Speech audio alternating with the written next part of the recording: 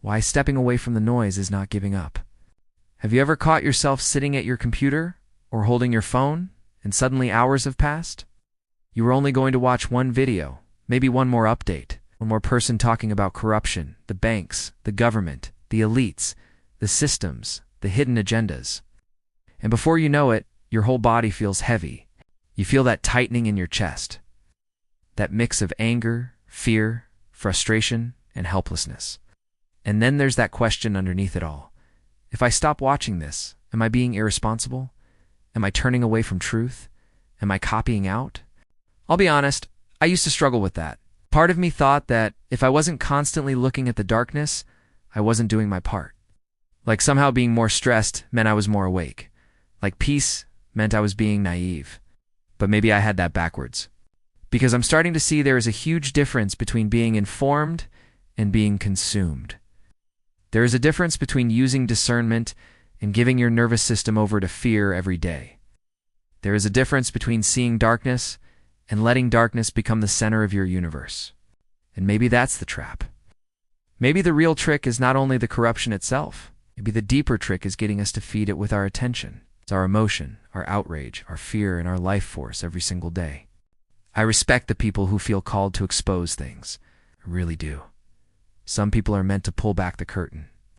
Some people are meant to point at the rotten walls and say, look, this needs to come down. And maybe that work is necessary. But here's what I keep asking myself.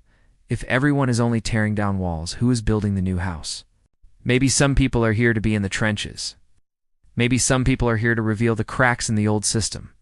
But maybe others are here to draw the blueprints. Maybe others are here to plant the seeds, to heal, to create, to speak differently, to live differently, and to carry a frequency that is not built on fear. And maybe that's where I'm starting to understand my own assignment. I'm not here to keep staring at the rubble. I'm here to help imagine the new house, a new world, full of possibilities and solutions. That doesn't mean I'm blind. No, there are problems. I know the systems are flawed. The news often keeps people small, divided, and afraid. I know there are things happening in this world that deserve to be questioned. But I also know this.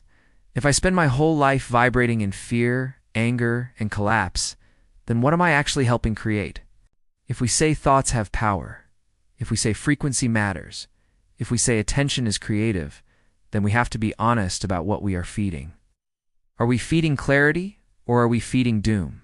Are we feeding healing, or are we rehearsing collapse?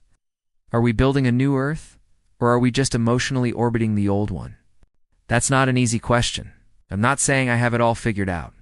I don't. I still question myself. I still wonder if stepping back makes me look weak, naive, or disconnected. I still hear that voice sometimes saying, shouldn't you be paying more attention to this crap happening around you? Why the hell are you enjoying life so much? But then I ask something deeper. What kind of person am I becoming while I pay attention? Am I becoming clearer, kinder, wiser, more grounded, more useful? Or am I becoming tense, suspicious, angry, drained, and disconnected from my own life? Because if truth only makes me afraid, then maybe I'm not holding it with wisdom yet. When friends or family say I'm ignoring what's happening, I don't feel the same need to argue anymore. I used to. I used to want to prove I was awake too. I wanted to show that I knew about the banks, the corruption, the systems, the lies, the manipulation. But now I'm asking myself a different question. Do I want to be awake and miserable, or awake and creative? Because peace is not ignorance. Joy is not weakness. Protecting your energy is not copying out. Sometimes protecting your peace is one of the most radical things you can do in a world that profits from your fear. Maybe the new world is not going to be built on the back of our anger alone. Maybe it will be built on clarity, discipline, healing, creativity, service, and people who refuse to let fear become their identity. So if you're feeling that tug of war right now, the guilt of wanting to step away from the noise, but the fear that stepping away means you don't care, I want to say this gently. You are not helping anyone by destroying your own spirit. You are not more conscious because you are more exhausted. You are not more loving because you are more stressed. And you aren't more awake because you can no longer sleep. You have permission to protect your energy. You have permission to go for a walk, breathe, create something, call someone you love, take care of your body, and stop letting the noise convince you that peace is irresponsible. Let the people who feel called to expose things, expose them. Let the people who feel called to be in the trenches, be in the trenches. But if you feel called to plant seeds for a different kind of reality, then do that with everything you have. Don't apologize for your joy, for your peace, or for choosing to become a lighthouse instead of another exhausted voice screaming into the storm. Maybe we're not here only to witness the collapse of the old world. Maybe we're here to remember how to build the new one. At least that's my chosen path. And maybe that begins not with another video, another warning, or another argument, but with becoming clear, present, grounded, deeply alive right where we are.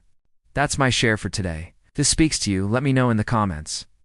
Have you ever felt guilty for choosing peace over the noise? And if you think someone needs permission to protect their energy, share this with them. If you've enjoyed this video, consider subscribing. Cheers for now.